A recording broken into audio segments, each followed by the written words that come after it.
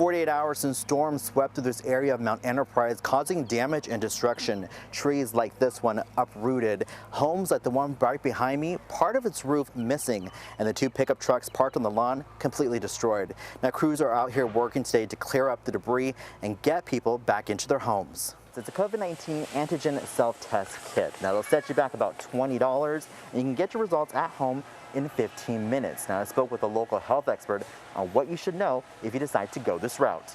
This is the practice ground for Lindale High School Marching Band, and it's filled with Eagle pride. Tomorrow, the band is taking on other schools in our area, such as Bullard, Carthage, Henderson, and Gilmer, just to name a few. Not your usual fair experience. There's no live entertainment, there's no attractions, and you'll find these all along Food Row. They're hand sanitizer stations. We're looking at almost 2 inches of rain so far. Drive-through testing for the coronavirus is taking place here in Rusk County this weekend. I'm JJ Maldonado. I got the details coming up. Yeah, this is the movie poster for the film, but compared to ticket sales this weekend, it's gonna make that look like a postage stamp now. Yes, good evening, Channing. The meeting's actually taking place right now. It started at 6 o'clock, and due to COVID-19 concerns, it's actually taking place online on the website Zoom. There are gentlemen pushing a car, and maybe if I can turn the camera, y'all can see it. I think he's good to go, though. But this is what we're looking at right now here on the roads. It's been 48 hours since storms swept through this area of Mount Enterprise, causing damage and destruction. Trees like this one uprooted. Homes like the one right behind me, part of its roof missing, and the two pickup trucks parked on the lawn completely destroyed. Now crews are out here working today to clear up the debris and get people back into their homes. As far as the actual physical cleanup here, probably a couple weeks. First responders like Patrick Dooley, the emergency management coordinator of Rusk County, are working to help storm victims and clean up debris from tornado damage in Saturday's storms.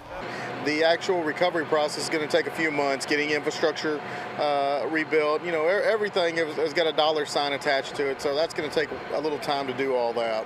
Storm victims such as Stephen West say they're blessed to be alive. You know, that rumbling of that sounded like a train coming through. The house was shaking, and I thought I was going to be a goner. West was in his home at the time. He says he was watching reports of storms that evening and took cover as he heard the sirens. And the house started shaking, and man, I didn't know. I thought the house was going to come apart. But as soon as I dove in there and it hit the floor, that tree, it snapped that tree off and it come through the roof. A Mount Enterprise resident since 2007, his home now destroyed.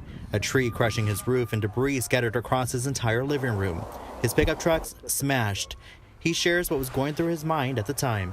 I was praying. I said, Lord, get me through this.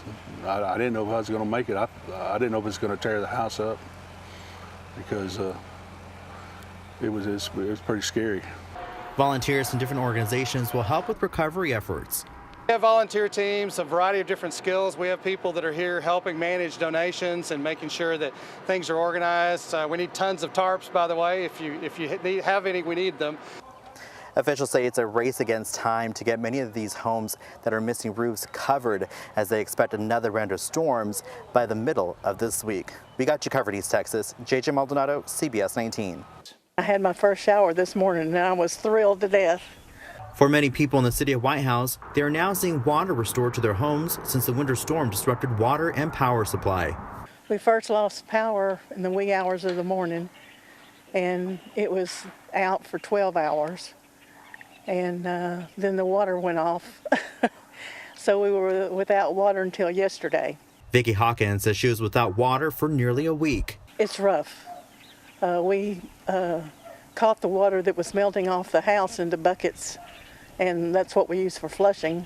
For days, the city of White House has been working to restore water back into homes. Our crews are working around the clock and have been since we started seeing some snow and ice on the ground last week. City Manager Leslie Black says a couple of days ago, the city was able to get operations back to 6 of their water wells, pumping water back into the storage systems. We were able to fill up overnight, and then yesterday some of our homes started seeing some water availability. So we were very excited about that. We continue to have most of our customers have running water right now.